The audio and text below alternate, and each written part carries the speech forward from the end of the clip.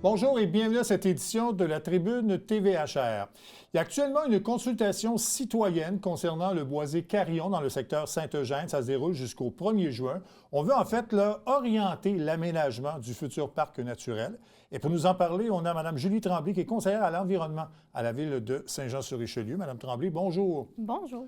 Bon, parlez-nous d'abord de ce que c'est le boisé Carillon pour les gens qui ne résident pas dans le secteur ou qui n'y sont jamais allés. Oui, dans le fond, le boisé Carillon, c'est un boisé qui se situe tout près de la rue Carillon, dans le quartier Saint-Eugène, donc entre le boulevard du Séminaire et la voie ferrée. Peut-être des gens de Saint-Jean aussi se souviennent qu'il y avait une érablière sur la 223 en s'en allant vers Saint-Blaise. Donc, c'est le boisé qui se trouve juste au-dessus, donc de l'autre côté de la 223. C'est un milieu naturel, dans le fond, qui comprend des boisés, des marécages arborescents également. Puis, au centre, on retrouve une zone un peu plus ouverte, donc un milieu ouvert où est-ce qu'on retrouve également des dépressions humides. Donc, il y a vraiment une multitude d'espèces qu'on retrouve d'oiseaux, amphibiens, mammifères. En fait, c'est un endroit assez exceptionnel à Saint-Jean-sur-Richelieu, le boisé Carillon. Oui, considérant qu'on est dans le périmètre urbain, là, dans le fond, des milieux de ce genre-là, dans le périmètre urbain, on n'en a plus beaucoup. Bon. C'est important de le conserver parce que, comme vous le mentionnez, il y a plusieurs espèces animales, végétales qui s'y retrouvent. Donc, il va falloir respecter ça là, quand le plan sera élaboré en entier. Là. Oui, c'est un peu le principe d'un parc naturel, dans le fond.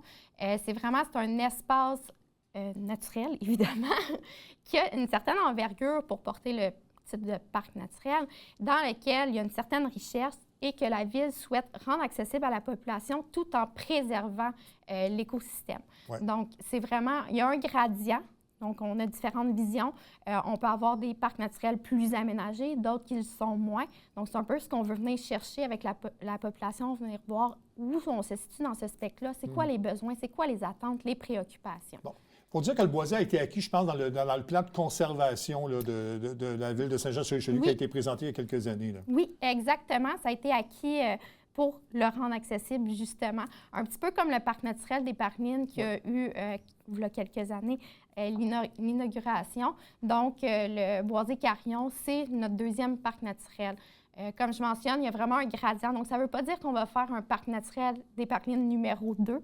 Chaque parc est unique. Chacun a leur couleur, leur vision. Puis c'est vraiment ce qu'on veut venir chercher avec la consultation. Oui, en fait, c'était ma question parce que je connais très bien le parc des Parulines parce que je demeure dans ce coin-là. C'est un parc magnifique. Et ma question, c'était ça. Est-ce qu'on pourrait se servir d'exemple du parc naturel des Parulines pour faire le boisé Carillon? Ça pourrait être un exemple. C'est sûr, chaque milieu a leurs propres caractéristiques. Donc, c'est sûr, le parc naturel des Parulines, il est fait un peu plus sur le long. Le boisé Carillon, c'est un peu plus... je veux dire, une forme ronde. Oui, si oui, c'est ça. C'est pas un vrai cercle. Mais donc, c'est ça. Ovale. Oui, ovale, oui, c'est ça. On peut s'en inspirer, mais ça ne sera pas nécessairement un miroir. Donc, on va venir chercher une couleur différente à ce niveau-là. Mais si ça peut être une réussite comme le parc des Parulines, ce sera magnifique, là, parce que le parc des Parulines, c'est un très beau projet. Oui, exactement. Donc, ce qui est important de noter, en fait, la question, c'est sûr qu'il faut consulter la population, mais qu'est-ce qu'on va rechercher dans cette consultation citoyenne? Oui. Dans le fond, actuellement, vous l'avez mentionné, on est en consultation jusqu'au 1er juin. Sur le site Imagine de la Ville, on a accès à un questionnaire. Donc, les gens peuvent venir répondre à certaines questions de c'est quoi les usages qu'ils font actuellement, c'est quoi leurs préoccupations, c'est quoi leur attente, c'est quoi le type d'aménagement qu'ils aimeraient retrouver. Par la suite, le 30 mai aussi, on va être présent sur place, donc à l'intersection de la rue Favreau-Babuti. On va avoir un kiosque, donc les gens de la ville vont être présents. Les citoyens vont pouvoir venir à notre rencontre, leur exprimer justement leurs inquiétudes, leurs attentes, ce qu'ils aimeraient retrouver, leurs besoins. Puis également, on prévoit une marche exploratoire qui est organisée avec l'organisme SIM, que dans le fond, les gens vont pouvoir venir voir actuellement le milieu naturel, qu'est-ce qu'il y a de l'air. Parce que il n'y a rien de mieux que de le voir de ses propres yeux pour, après ça, imaginer qu'est-ce qu'on aimerait retrouver dans le secteur. Donc, on se dit que c'est une belle opportunité pour les citoyens de venir connaître. C'est sûr que la marche exploratoire, c'est sur inscription. On a déjà des plages horaires qui sont complètes. Les places s'envolent vite, donc restez à l'affût à ce niveau-là. Puis sinon, il y a toujours le questionnaire où vous venez nous rencontrer au moment de la consultation qui va être possible. Vous en avez parlé un peu, mais j'aimerais quand même revenir sur les enjeux importants d'environnement pour le boisé. Oui, bien, c'est sûr qu'on est dans un milieu qui est quand même très urbanisé. Il y a eu plusieurs enjeux. Je vais rentrer un petit peu dans l'historique du site aussi. Tout à fait. Par le passé, c'était une ancienne terre agricole qui avait été exploitée. Puis, suite à l'abandon de la terre agricole, il y a eu au centre une exploitation de sable, donc un banc d'emprunt. Puis, ça a créé une petite dépression où est-ce que le sol est pauvre, compacté en ce milieu-là, qui est vraiment la zone ouverte que je parlais au début. Donc, c'est sûr que ce secteur-là, on va avoir un souhait de venir le remettre en valeur, donc faire une restauration à ce niveau-là. Puis, par la suite aussi, il y a des enjeux, bien, ça serait, il faut respecter la capacité de soutien du milieu naturel. C'est ce qui est important dans un parc naturel, c'est de respecter la capacité de soutien du milieu. Donc, c'est-à-dire de s'assurer que c'est beau donner l'accès aux citoyens, mais il ne faut pas que ça vienne brimer l'écosystème non plus. Donc, il faut venir trouver un certain équilibre à ce niveau-là. Bon. Je sais que cette consultation-là était prévue il y a quelques années. On ne rentrera pas dans les détails politiques de tout ça, mais ça devenait important qu'on statue sur la situation du boisé-carillon. Ça devenait presque essentiel. Là. Oui. Bien, c'était des engagements qui dataient de longue date, comme vous avez mentionné. Puis, c'était demandé par les citoyens aussi, là, de qu'est-ce qui arrive avec le fameux boisé-carillon. Donc, justement, dernièrement, le Conseil a pris un engagement de venir protéger à perpétuité le boisé-carillon. Donc, c'est vraiment de venir montrer une volonté que c'est important au cœur, aux yeux des conseillers, le boisé-carillon. Est-ce que ce serait souhaitable que ce soit qu'il y ait des sentiers pédestres, par exemple, en plus grande quantité qu'au parc des Parulines, par exemple, pour que les gens puissent visiter, ou au contraire, un accès limité serait davantage priorisé? Bien, c'est sûr que, dans le fond, c'est un petit peu l'objectif de la consultation, de venir voir ce que les citoyens, eux, recherchent à ce niveau-là. Puis, par la suite, ça va venir alimenter la réflexion du conseil municipal qui, eux, vont prendre les grandes orientations par la suite. Parce que là, après la consultation, là, je pense que le rapport est attendu à l'automne 2026. Exactement. Et après ça, la Ville aura statué sur ce qu'ils vont décider de faire avec le boisé-carillon. Là. Exact. Donc, en résumé, Mme Tremblay, quels seraient les enjeux importants qu'on devrait suivre là, ou qui sont importants pour ce projet-là du développement du boisé-carillon? C'est sûr que la ligne directrice, on est dans un parc naturel, donc on veut venir préserver la biodiversité. C'est comme l'élément clé à ce niveau-là. Donc, c'est vraiment de venir trouver le juste équilibre entre la préservation des écosystèmes, des espèces qu'on retrouve dans le milieu naturel et l'accessibilité pour les citoyens. Mais avant tout, c'est sûr que ça va être la conservation. Donc, il y a justement eu un engagement politique à ce niveau-là de venir protéger à perpétuité le milieu naturel. Donc, c'est sûr que ça va être un élément fort à ce niveau. Donc, on rappelle, donc, cette consultation citoyenne, ça se poursuit jusqu'au 1er juin. Les gens vont répondre à un questionnaire en ligne là, sur le site. Et ensuite, bien, il y aura dépôt du rapport à l'automne 2026. Je vous mentionne qu'on va recevoir le conseiller du district, M. Louis Boucher, à la mi-juin pour venir parler un peu là, de ce qui est ressorti de cette consultation citoyenne. Mme Tremblay, merci beaucoup. Merci. On fait une courte pause et on revient tout de suite après.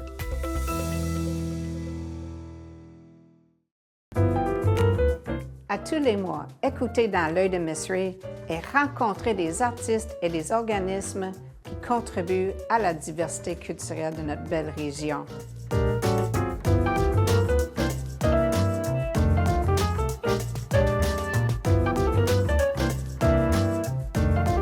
Ensemble, nous gardons l'art vivant. À tous les lundis, 18h30, sur les ondes de TVHR.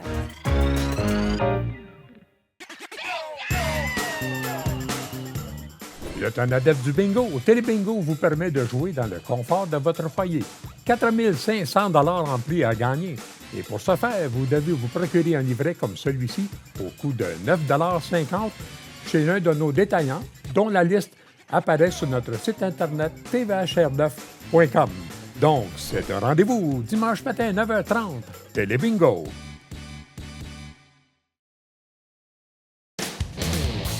Salut, c'est Alex. Vous savez ce qui est le fun avec Sport Express? C'est pas juste qu'on a une équipe extraordinaire.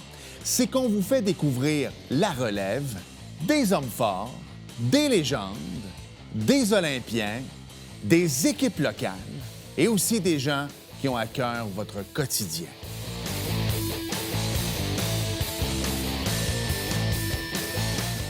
On se voit cette semaine.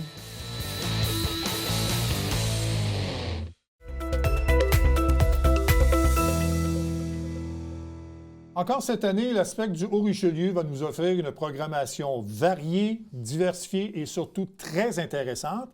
Et on va ajouter un petit quelque chose dans l'offre de spectacle cette année, c'est le 164 Comedy Club. Évidemment, comme le nom le dit, c'est un concept humoristique. Et pour nous en parler, et pour nous parler un peu des activités de l'Aspect pour la prochaine saison, je reçois la directrice générale de l'Aspect du Haut-Richelieu, Mme Isabelle Laramie. Mme Laramie, bonjour. Bonjour, Mario. Ça se peut qu'on se tutoie durant l'entrevue, parce qu'évidemment, on se connaît très bien. Je travaille surtout pour l'Aspect, alors on se connaît bien. Donc, le 164 Comedy Club. Donc, vous avez pris donc la promotion des spectacles au 164 depuis 1 an ou 1 an et demi, je pense, là, ou à peu près. Mais là, vous allez vraiment transformer le 164 en véritable comédie club, ce que je comprends bien. Parle-nous un peu de ce concept-là. Mais en fait, on collabore avec le 164 depuis près de 3 ans. On co-diffuse, en fait. Ouais. C'est vraiment, on avait une programmation à la fois de musique émergente et à la fois d'humour. Puis rapidement, on s'est rendu compte que, premièrement, il y avait un public, évidemment, pour l'humour. Là. Ça, on le savait déjà, mais il y avait aussi une demande au niveau des artistes. Parce qu'on le sait présentement, en humour, il y a une très grande offre. Présentement, il y a 100 shows en circulation cet hiver. Et il y a surtout toute une jeune pousse d'humoristes qui arrivent sur le marché. Ils veulent des scènes, ils veulent des micros. Là, présentement, dans notre écosystème, bien qu'on a plusieurs salles, le Théâtre des Deux-Rives, le Cabaret Théâtre du Vieux-Saint-Jean, le Pôle culturel de Chambly, Venise en Québec, on avait différentes aussi jauges là, de public. On trouvait que la proximité du 164, qui est une salle, un ancien bar, reconverti en bar-spectacle, il y a quelque chose de raw un peu là-dedans, là, qui est vraiment accessible, qui est le fun, sans prétention. En fait, qui ressemble vraiment au Comedy Club qu'on a aux États-Unis, et même ceux qui sont allés au bordel, par exemple. Bordel, ça peut ressembler à ça. Oui, c'est ça. Il y a... En diffusion, toujours, c'est une question de bon artiste au bon endroit, dans la bonne salle, avec le bon public. Quand on a tout ça aligné, la recette pogne, si on veut. Puis à ce moment-là, au 164, vraiment rapidement, on a vu que la recette a pogné quand les artistes arrivaient, soit dans des soirées d'humour ou soit avec un show solo.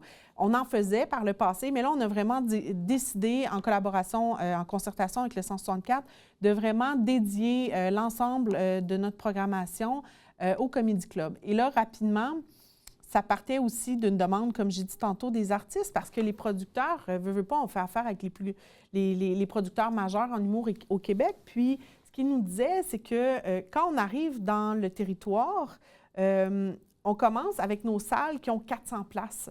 Fait que on avait de la difficulté, en fait, à développer l'artiste en bas, parce que quand il arrivait, c'était déjà des salles très grandes, parfois trop grandes pour eux. Fait qu'à ce moment-là, l'idée, c'est vraiment d'en faire un hub de création en humour où vraiment, là, c'est soit des artistes de la relève, soit de l'artiste qui ont vraiment une carrière qui traîne présentement.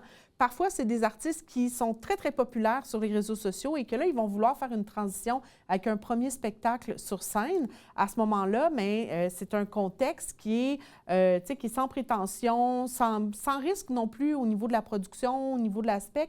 Fait que ça nous permet de développer, en fait. Puis ça, c'est un beau luxe qu'on va avoir dans les prochaines saisons avec le 164 Comedy Club. C'est-à-dire que, exemple, j'ai une Corinne Côté qui est dans la première saison, qui, elle, revient faire un nouveau spectacle, mais elle va venir en pré-rodage, qu'on appelle. Mais en même temps, j'ai Jay Fournier qui rouvre la saison, qui va venir présenter son show en rodage. J'ai Charles-Antoine Desgranges aussi qui vient en rodage. Et j'ai aussi des artistes qui, eux, viennent vraiment présenter leur show solo. Fait qu'on a vraiment une vaste gamme, autant d'humour, mais aussi de genre en humour, parce que c'est pas vrai que l'humour est monochrome, là. En fait, ce que j'ai fait, c'est, ce qu'on a fait, c'est tous les vendredis, de tous les vendredis, littéralement, tous les vendredis, il y a un spectacle au 164 Comedy Club, que ce soit, comme j'ai dit, l'ensemble des humoristes. Et après ça, on a été bonifier la programmation avec des soirées d'humour. Donc, on va avoir 2 soirées d'humour qui vont rouler, qui vont s'alterner. On a fait une magnifique collaboration avec Alexis Fortin, qui va ouvrir. Alexis Fortin, qui est un humoriste natif d'ici, qui a fait ses classes, comme on dit, dans la région. Et là, il a été pris sous l'écurie, Consortium en humour. Et là, il veut pas, on trouvait vraiment intéressant qu'il revienne sur le territoire, parler à sa gang, mais aussi aller parler à d'autres publics. Puis, en même temps, Alexis est très représentatif de sa génération. C'est un humoriste qui est en grande montée présentement. C'est sûr que ça vient aussi chercher une offre. Globalement, le 164 Comedy Club vient aussi répondre à une offre qu'on a moins, c'est-à-dire répondre aux 18 à 35 ans, 18 à 30 ans. Vraiment, c'est vraiment ça l'axe, la vision artistique là-dedans pour que, souvent, ce sont des artistes qu'ils connaissent. C'est des sujets aussi qui les interpellent avec un humour aussi qui va les rejoindre. Cela dit, tous les spectateurs de tous âges sont bienvenus, mais c'est vraiment c'est de leur donner accès à la culture, à un public qui se retrouve moins, en fait, dans la conformité d'une salle de spectacle. Donc, c'est une espèce de façon de rajeunir le public, dans le fond, des spectacles. Notre public est vraiment déjà quand même assez jeune, mais oui, en effet, c'est vraiment de répondre à un développement de public vraiment qui est autour, début vingtaine et tout. Là. Moi, j'aime beaucoup ce genre de soirée-là parce que le public qui assiste à ces comédie clubs-là sont prêts à recevoir une nouvelle offre en humour. On s'assoit, on n'a pas en fait, on n'a jamais d'attente dans ce genre de soirée-là, ou rarement, parce qu'on connaît peu l'artiste, et on découvre souvent d'excellents humoristes. On va passer une super soirée. Donc, je pense que c'est...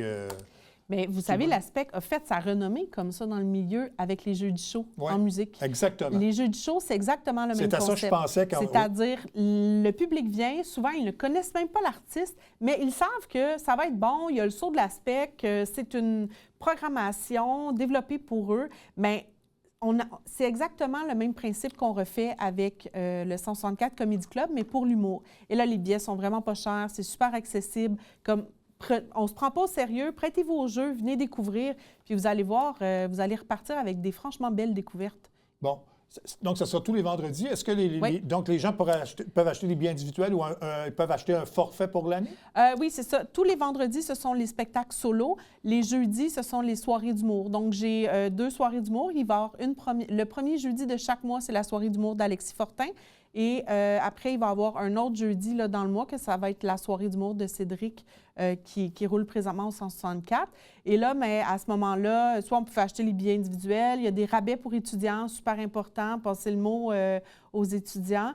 Puis, évidemment, il y a aussi le forfait, tu achètes 3 spectacles, puis tu as un rabais là, qui permet aussi d'augmenter, en fait, la prise de risque sans grand risque. Avant de parler de la programmation qui s'en vient, j'aimerais revenir au 164. Donc, ça fait 3 ans à peu près. Là. Mais comment ça s'est fait, le rapprochement entre le 164 et la SPEC? Parce que c'est un ancien bar, donc c'est pas une salle de spectacle. Comment ça s'est fait, ce lien-là? C'est sensiblement la même chose que ce qu'on vient de parler au 164, c'est-à-dire que à l'époque, c'était les producteurs en musique émergente. Tu sais, souvent, avant, il y avait plusieurs plateaux dans les bars, dans les spectacles. Et là, tous les bands musicaux ont de moins en moins de plateformes pour performer. Pour les plus vieux comme moi, on se souvient de la Pointe au Café, par exemple, où les musiciens allaient là et puis performaient. Ça n'existe plus, ça. Ça existe de moins en moins, en fait. C'est une denrée rare. Puis, à ce moment-là, on avait discuté avec l'équipe du 164, dont Stéphane Laroche, le propriétaire, puis on s'est dit, bien, écoute, pourquoi on ne mixerait pas nos efforts?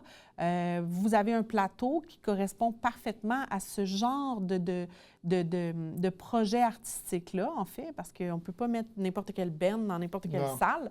Puis on a commencé comme ça. Puis franchement, c'est une collaboration probablement qui est structurante pour le public ici, mais aussi pour les artistes. Puis en même temps, mais on collabore très, très bien.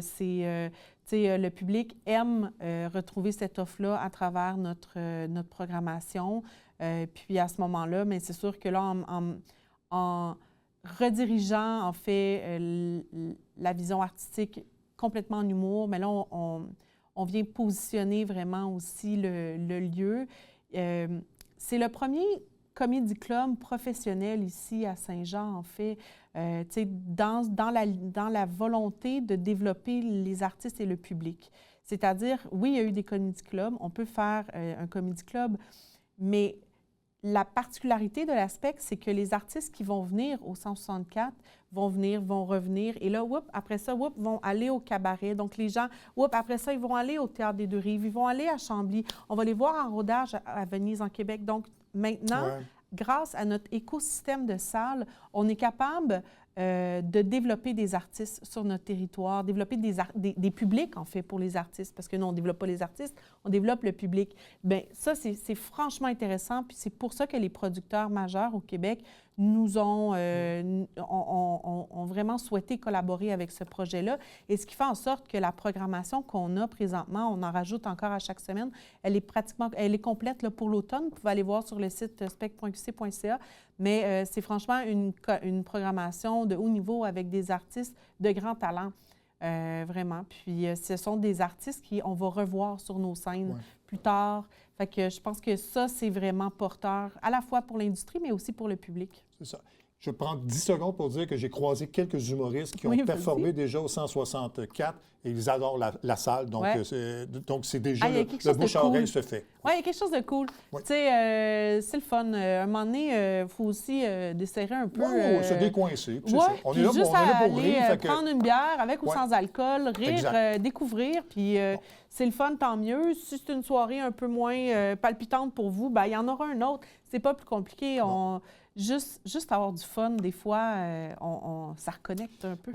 J'ai une mauvaise nouvelle, il reste 3 minutes pour parler de la programmation qui s'en vient, des forfaits. Mais là, on est en pleine vente de forfaits pour la prochaine programmation. Je sais que je pense que c'est la première vraiment programmation là, où tu as les deux mains dedans là, comme directrice générale. C'est la première programmation, c'est vraiment chouette. Donc parle-nous-en un peu. Bien, écoute, c'est tout un honneur, premièrement, de reprendre les rênes de la direction artistique après M. Guy Boulanger aux 36 dernières années. Fait que c'est sûr que la programmation, on dit que c'est un lancement de saison parce qu'actuellement, on a mis en vente cette semaine, donc 25 spectacles dans les séries de théâtre, soirées théâtrales, mais aussi la musique de concert, la danse et l'art de la parole. Donc, ce sont majoritairement en théâtre. Bien là, on a évidemment les grandes variétés. Là, on parle de Duplex, l'adaptation du film La Florida. On a aussi du théâtre musical avec les Félisa.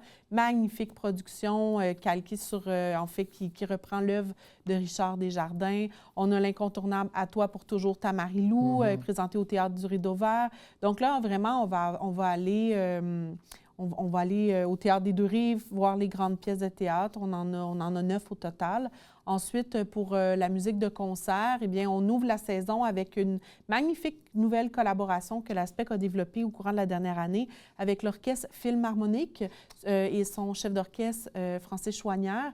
On a plusieurs projets ensemble dans les prochains mois et années qui viennent. D'ailleurs, on fait Sinatra Symphonique ensemble, 4 représentations, un total de 2700 spectateurs pour les 4 représentations, rarement vues ici à Saint-Jean. Bien hâte de voir ça. Mais on rouvre la prochaine saison avec eux. Les grands noms en musique de concert, évidemment, on a Viviane Audet qui vient pour la première fois, son magnifique concert qui est pour l'album à sortir à l'automne prochain.